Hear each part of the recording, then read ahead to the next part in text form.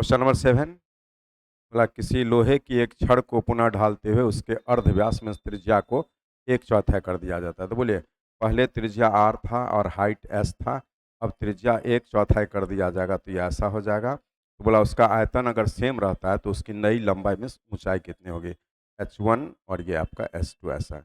इसको h ही रहने देते हैं। अर्थ क्या निकला है, पहले जो वॉल्यूम था वो पाई आर स्क्वायर एच, एक बेलन का जो छड़ होता है ना वो बेलन होता है, इसलिए उसका आयतन पाई आर स्क्वायर एच होगा। और आयतन यहाँ पे जब लेंगे तो पाई और यहाँ 1/4 कर दिया तो ये आर स्क्वायर बाय में 16 हो गया। ये रेडियस अभी है जिसका स्क्वायर करके लिख दिया है, और यही एच आपको जो है S2 ये निकालना है। तो पाई और पाई कटेगा, आर स्क्वायर कटेगा, तो यहाँ पर 16 इंटू एच जो है वो H2 का मान होगा। मीन्स नया हाइट कैसा होगा, तो पुराने हाइट का 16 गुना। वही पूछ रहा है कि उसकी नई लंबाई में ऊंचाई कितनी हो जाएगी, तो पुराने ऊंचाई या लंबाई का 16 गुना, मूल लंबाई का 16 गुना। ऑप्शन बी लगा दीजिए, यही इसका आंसर होगा। ठीक है, अच्छा क्वेश्चन है। ये रेडियस नहीं भी मानेंगे तो भी बन जाता, जैसे आप यहाँ पे 1 मानते 1 ऐसे करके, उससे भी बनता है ना। तो रेडियस 1 मानते, हाइट h होता है, अब ये 1/4 होता है और ये आपको h2 मान लेते हैं।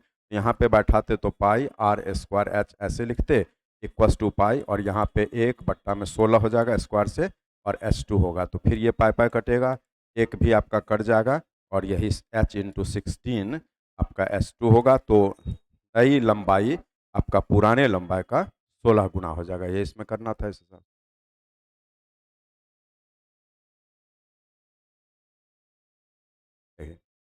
ये मैथमेटिकल रीजनिंग है आपका, ठीक है, माने मैथ्स भी है और रीजनिंग भी है। कोई कंसेप्ट मैथ्स का बहुत नहीं चाहिए, प्लस माइनस और आपका रीजनिंग। बोलिए एक सिचुएशन आपको दिखा रहा है, 4/16 माइनस ये बराबर ऐसा, ये बराबर ऐसा, तो उसके अनुसार आपसे बोल रहा है कि इसका मान कैसा होगा।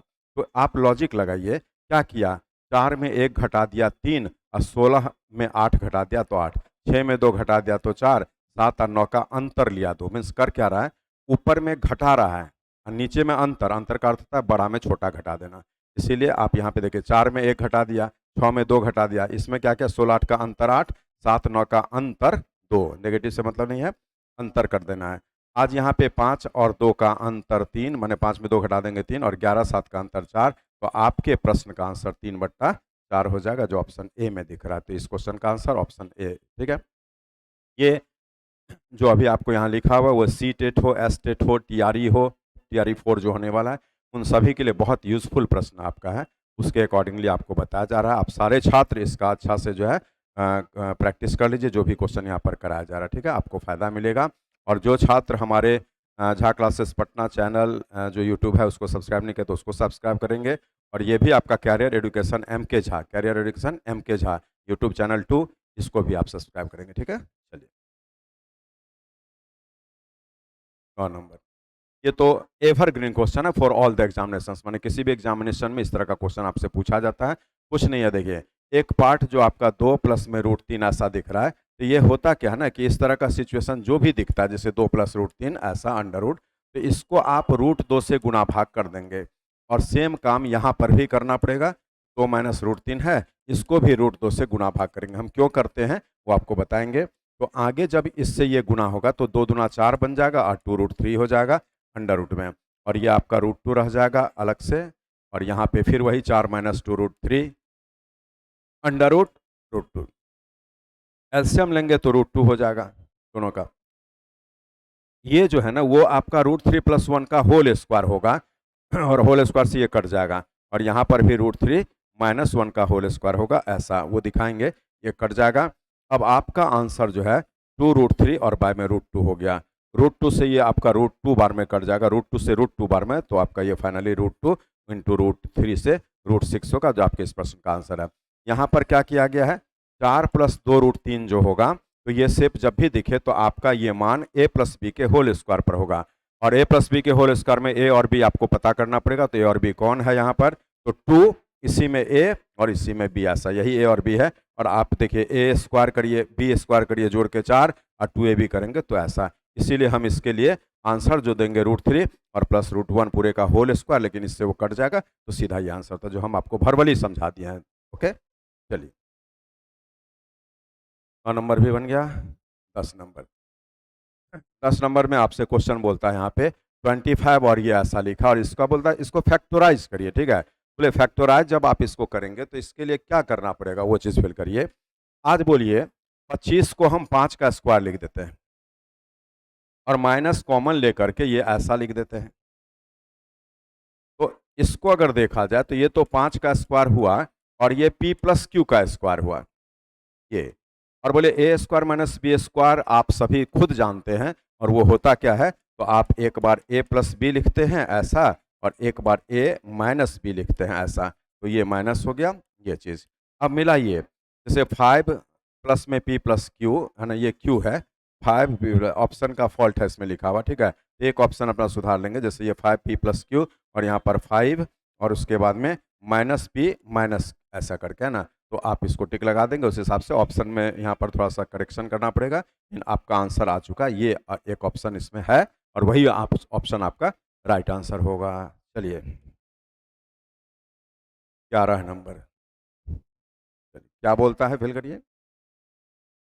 बोला आधार x इकाई के साथ त्रिभुज का क्षेत्रफल, बोले एक त्रिभुज है, आधार x इकाई है, ऐसे ये x इकाई यहाँ से यहाँ तक है, का क्षेत्रफल भुजा x इकाई के साथ है ना, भुजा x इकाई के आधार x इकाई त्रिभुज का क्षेत्रफल भुजा x इकाई के साथ वर्ग के क्षेत्रफल के बराबर है। मीन्स आपका ये एक वर्ग है जिसमें भुजा ऐसा और दोनों का एरिया बराबर है, तो इसकी ऊंचाई कितनी होगी, शीर्ष लंब इसी को बोलते हैं। बोले एक त्रिभुज में आपका जब हाइट होता है तो आप half into base into height से उसका एरिया लेते हैं और वर्ग में भुजा का स्क्वायर से एरिया लेते हैं। एक एक्स कटता है तो एच जो होगा 2x के इक्वल होगा। क्वेश्चन बोला है त्रिभुज का शीर्ष लंब कैसा होगा, तो उस x का डबल होगा, तो 2x का यहाँ पर दिख रहा है और आपके प्रश्न का आंसर है। बोले आप जो भी छात्र पढ़ रहे हैं कैसी तैयारी है कमेंट बॉक्स में लिखकर बताइए। कौन से छात्र किस शहर से किस स्थान से आप वॉच कर रहे हैं उसको भी आप लिखकर बताइए। आपका एक्सपेक्टेशन क्या है, आप किस चीज़ के लिए और क्वेश्चन का सेट चाहते हैं वो भी बताइए, तो उन सारे बिंदु पर फिर विचार किया जाएगा हमारे तरफ से, है ना।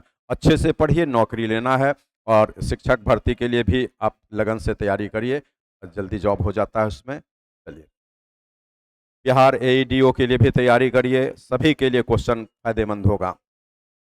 एक आयताकार प्लॉट की लंबाई और परिमाप का अनुपात, बोलिए लंबाई और परिमाप का अर्थ होता है 2l प्लस बी, ऐसा परिमाप में तो 2 लंबाई 2 चौड़ाई, इसके बीच में अनुपात आपका ऐसा दिया है। प्लॉट की लंबाई और चौड़ाई के बीच अनुपात क्या होगा, प्लॉट की लंबाई और चौड़ाई के बीच अनुपात क्या होगा, ठीक है। तो आज बोलिए कि एक आयताकार प्लॉट की लंबाई l है और उसका पेरीमीटर 2l प्लस बी होगा, तो लंबाई और परिमाप के बीच में अनुपात ये दिया, तो हम इसको सॉल्व कर लेंगे। तो 3l इक्वल्स टू 2l और प्लस में 2b होगा और l इक्वल्स टू में 2b होगा। इससे l रेशियो b लेंगे तो 2 रेशियो 1 होगा, तो लंबाई चौड़ाई में 2:1 का अनुपात होगा। क्वेश्चन लंबाई चौड़ाई का अनुपात पूछा, 2:1 का अनुपात होगा। क्योंकि ये शिक्षक भर्ती सी टेट है ना, उसके बाद में आपका जो है एस टेट ये जो बोलते हैं टीआरई 4 है ना, टीआरई 3 तक तो हो गया, उन सारे में जो है ना आपसे जो है बेसिक नॉलेज वो देखना चाहता है। इसलिए मैथ्स का क्वेश्चन आप जब भी पढ़ते हैं तो बेसिक लेवल से पढ़िएगा, इसमें बहुत ऊंचे लेवल पे नहीं जाना, लेकिन बेसिक लेवल का जो चीज़ होता है ना, डिफिनीशन क्या होता है, उन सारे चीज़ों को आपको देखना पड़ेगा। रेशनल नंबर्स, नंबर्स, परिमेय संख्या, अपरिमेय संख्या, है ना, सभी का। और देखिए एडवांस अरिथमेटिक है ना, सारे का नॉलेज आपको खोज रहा है वो, क्योंकि सब चीज़ आपसे पढ़वाएगा, ठीक है। 33.1/3%, ये में सबसे बड़ा कौन है, बोलिए ये कैलकुलेट करेंगे तो 33 2 66 1 67/100, ये आपका 4/15 और ये 35/100 जो काट के लिख दीजिएगा तो 7/20, ये देख रहे हैं यहाँ पर 7 और बाय में 20, आप इसको छोड़ दीजिए 7/20 समझिएगा। इनमें सबसे बड़ा कौन है, कैसे बनेगा, इसी दो में जज कर लीजिए। बोलिए हम इसी दो में जज कर लेते हैं। 20 × 4 80 होता है और यहाँ पे 15 × 7 105 होता है, तो इन दोनों में ये बड़ा है, इसलिए इसको तो रिजेक्ट कर दीजिए, ठीक है। अब इन दोनों में जो बड़ा होगा that must be the right answer. अब बोले 20 से इसको गुणा करेंगे तो आपका 2 7 14 12 1 13 1340 है और 100 से इसको 7 को गुणा करना है, ये 700। बोले ये आप फिल करिए कि 700 से तो ये बड़ा है, इसलिए ये फाइनली बड़ा हो जाएगा और ये आपका छोटा हो जाएगा। तो ये 67 और बाय में 100 आपके इस क्वेश्चन नंबर 12 का आंसर लगा दीजिएगा। तो उस हिसाब से आप इसको कैलकुलेट करते हैं। यहाँ पे देख लेते हैं फिर से एक बार कि कौन बड़ा कौन छोटा होगा, ठीक है। तो देखिए इसके लिए कंसेप्ट हम लोग ये यूज़ करते हैं, फिर से एक बार देखिए। 33.1/2। अच्छा 2 भी है ना, तो वो चेंज हो जाएगा।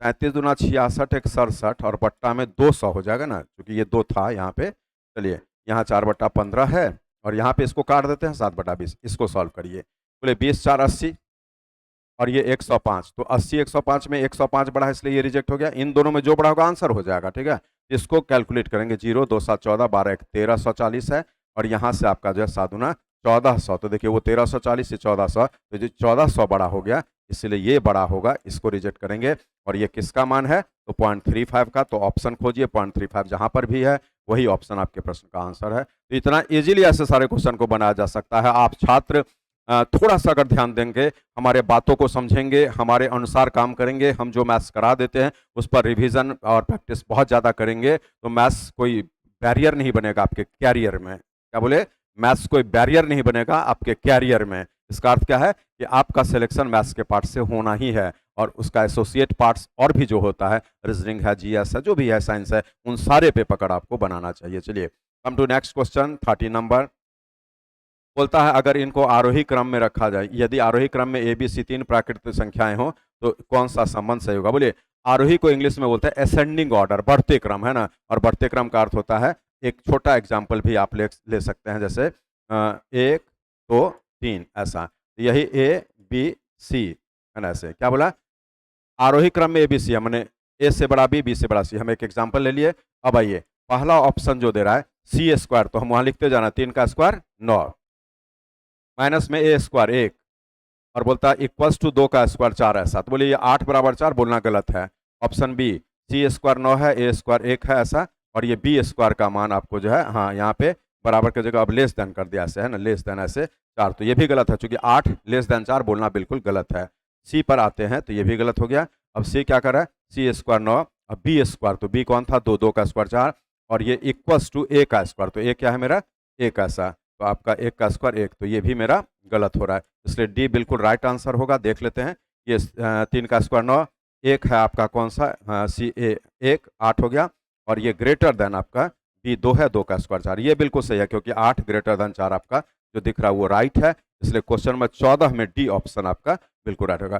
कुछ नहीं है, क्वेश्चन के परिस्थिति के अनुसार बीइंग ए टीचर, है ना, you must assume yourself as a teacher, जैसे would be teacher, you are an would be teacher, है ना, वुड बी टीचर है ऐसा, तो आप वुड बी टीचर हैं, तो उसके लिए सोच लीजिए कि आपको बच्चे को पढ़ाना है, समझाना है, उसी तरह का क्वेश्चन पूछेगा, और उसके लिए आपका प्रेजेंस अपना आईक्यू में होना चाहिए, ठीक है। चलिए यहाँ पर इसको हम सिंबॉलिक मैथ्स में काउंट करते हैं। बोलिए ए एस्टरिक्स बी का मान आपको ए स्क्वायर प्लस बी स्क्वायर दिया है, और फिर आपका ए इंटू बी जो है ए स्क्वायर माइनस बी स्क्वायर दिया है। तो यहाँ पे बोलता है 5 एस्टरिक्स 2, पहले इसको निकाल लीजिए, है ना। तो बोले ये क्या हो जाएगा एस्टरिक्स के अनुसार, 5 का स्क्वायर 25 और 2 का स्क्वायर 4, मीन्स ये 29 हो गया। बोले आपका वो मान तो 29 हो गया। अब यहाँ पे फिर 29 और इंटू, जैसे ए इंटू बी है यहाँ पर, ये ए इंटू बी, तो 29 इंटू में 25 वहाँ पर लिख रहा है, इसका मान क्या होगा। तो आपको जो है ना, देखिए यहाँ 29 का स्क्वायर करना पड़ेगा, 25 का स्क्वायर। बोले आप में से बहुत को 29 का स्क्वायर याद होगा, डायरेक्ट बैठा दीजिएगा, बन जाएगा। नहीं तो ए स्क्वायर माइनस बी स्क्वायर से एक बार इसको जोड़ते हैं, 5 9 14, 2 2 4 1 5, और यहाँ एक बार घटाते हैं तो 4 4 16 ऐसा। ये आपके प्रश्न का answer 216 must be the right answer. और इसी प्रकार से ऐसे सारे क्वेश्चन को आपको बनाना है। तो चलिए क्वेश्चन नंबर 15 भी करा दिए। अब हम आते हैं यहाँ पे अगले प्रश्न 16 नंबर को लेकर के। ये क्या बोलना चाह रहे, देखिए बोलिए यूनिट प्लेस पर क्वेश्चन दो तरीके से आपसे पूछा जाता है। एक प्लेन नंबर्स लिख देता है इंटू इंटू में, या into plus into minus something ऐसा, तो आप उसके यूनिट डिजिट से कैलकुलेशन कर लेते हैं अकॉर्डिंग टू गिवन सिंबल्स। और आज यहाँ पे पावर का क्वेश्चन है ऐसा, तो ऐसे किसी भी क्वेश्चन में करना क्या है कि आप जो है ये जो दो अंतिम अंक है ना, इसी को 4 से भाग लगाकर इसका रिमाइंडर लेते हैं। बोले जब हम इसको 4 से भाग लगाएंगे, भाग नहीं लगेगा तो वही रिमाइंडर हो जाएगा। और 3 का क्यूब 27 होता है, जिसका यूनिट हमारा 7 हो जाएगा। तो 7 must be the right answer, और वो आपको इस बी ऑप्शन में दिख रहा है। और this is your final and correct answer. इसीलिए यूनिट प्लेस का जब भी बात उठेगा तो अकॉर्डिंगली आप सॉल्व करेंगे, as I have told you, as I have dictated you, as I have displayed you, है ना, जो यहाँ पर बताया गया है। तो इस तरीके से आप अपने मैथ्स को मजबूत कर सकते हैं। 16 भी मेरा हो गया है, और कम टू 17 नंबर। बहुत अच्छा क्वेश्चन है। बोलता है एक पूर्ण घन परफेक्ट क्यूब संख्या प्राप्त करने के लिए 68600 को किससे गुणा करना पड़ेगा मिनिमम। बोले इसको किसी भी क्यूब नंबर से काटिए। अंतिम 3 अंक से बनी संख्या 8 से कटता है, 8 एक क्यूब नंबर है, हम इसको 8 से कैंसिल करेंगे तो क्या होगा 8 8 64, 8 5 40, 8 7 56, 40 ऐसा। फिर ये 25 से कट सकता है ना। ऐसे देखिए हम 25 से पहले काट रहे हैं ऐसे, तो 25 तो क्यूब नंबर नहीं है, लेकिन 25 दिया 75, 10 85, तो यहाँ पे 25 4 25 3 ऐसा, ये मेरा क्यूब नंबर है ना। 7 का क्यूब होता है तो क्यूब नंबर हटा दीजिए, मीन्स इसको इस नंबर को 25 से भाग दे देंगे तो परफेक्ट क्यूब नंबर बन जाएगा। या 25 जो है ना, इसको फैक्टराइज करिए तो ये तो ऐसा है, और क्यूब का पहचान होता है उसमें कोई भी संख्या ट्रिपल होना चाहिए 3 बार ऐसा, इसीलिए यहाँ पे 1 5 अपने से लाना पड़ेगा, मीन्स इसी से गुणा करना पड़ेगा। तो आपके प्रश्न का आंसर हो चुका है, जिसको हम 5 से गुणा कर देंगे। तो चलिए आज यहीं तक हम लोग रहते हैं, और ऐसे सारे प्रश्न को हम लोग जरूर देखेंगे। अभी लगातार आपको एनटीपीसी के लिए क्वेश्चन जो रेलवे का होता है या लोको पायलट का होता है, फिर आपका दिल्ली पुलिस का है ना, तो उन सारे क्वेश्चंस का आपको डिस्कशन हम धीरे धीरे कराते रहेंगे यूट्यूब चैनल पर, ठीक है। हमारे दोनों चैनल एक्टिव रहेगा, दोनों चैनल से आप जुड़े रहेंगे, सब्सक्राइब किए रहेंगे, और जो भी बताया जाएगा उसका बेनिफिट आप लेंगे। तो ठीक है, फिर मिलते हैं आपको अगले वीडियो में, अगले लाइव क्लास में। जो लाइव देख लेते हैं लाइव सही है, वीडियो में देखना तो वीडियो में आप देख लेंगे, लेकिन आप जो है जुड़े रहेंगे, जिसके लिए सब्सक्राइब कर लेना जरूरी होता है, और अपना विश जरूर बोला करेंगे कमेंट बॉक्स में, ठीक है। चैट बॉक्स में जो भी आपको बोलना है जरूर बोलिए, तो हम आपको जो है उस प्रकार से मदद कर सकेंगे, ठीक है। थैंक यू फॉर वॉचिंग, और इस चैनल को प्रमोट करिए, ठीक है। आप ज़्यादा से ज़्यादा छात्रों के बीच में इसको शेयर करिए। बार बार आपको बोलते हैं, शेयर कर देने से जैसे इसमें सब्सक्राइबर्स ज़्यादा हो जाता है तो उसके बाद का उस प्लेटफॉर्म का वैल्यू हो जाता है। इसीलिए आप ये काम हमारे लिए करिए, एक सपोर्ट आपसे हम मांगते हैं जो बहुत ज़रूरी है, ठीक है। थैंक यू, मिलते हैं।